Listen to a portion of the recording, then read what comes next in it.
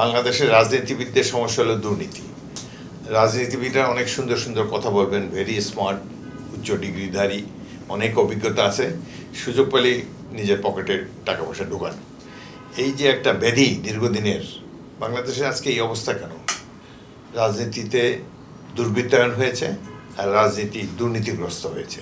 সুতরাং বাংলাদেশের যিনি ভবিষ্যৎ প্রধানমন্ত্রী হবেন তার প্রথম চ্যালেঞ্জ হলো দুর্নীতিমুক্ত একটি মন্ত্রিসভা উপহার দেওয়া এবং মন্ত্রিসভার সদস্যদের উপরে নজরদারি করা, যাতে কোনো রকম দুর্নীতি না করতে পারেন তারা।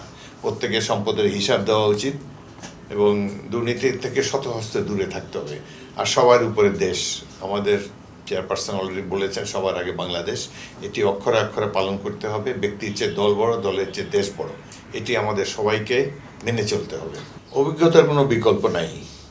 তবে আমি মনে করি মন্ত্রিসভায় যেমন অভিজ্ঞতার প্রয়োজন রয়েছে, তেমনিভাবে ইয়াঙ্গার, উদ্যমী যুবক, সদ্য তারুণ্য থেকে উত্তরণ করেছেন এমন সব তরুণ রাজনীতিবিদদেরও প্রয়োজন আছে।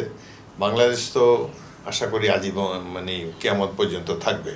সুতরাং ভবিষ্যতের জন্য অনেক তরুণ রাজনীতিবিদকে প্রিপেয়ার্ড হতে হবে রাষ্ট্রীয় দায়িত্ব পালনের জন্যে। সুতরাং ভালো হয় যদি মন্ত্রিসভায় তারুণ্য এবং অভিজ্ঞতার একটা মিশেল হয়।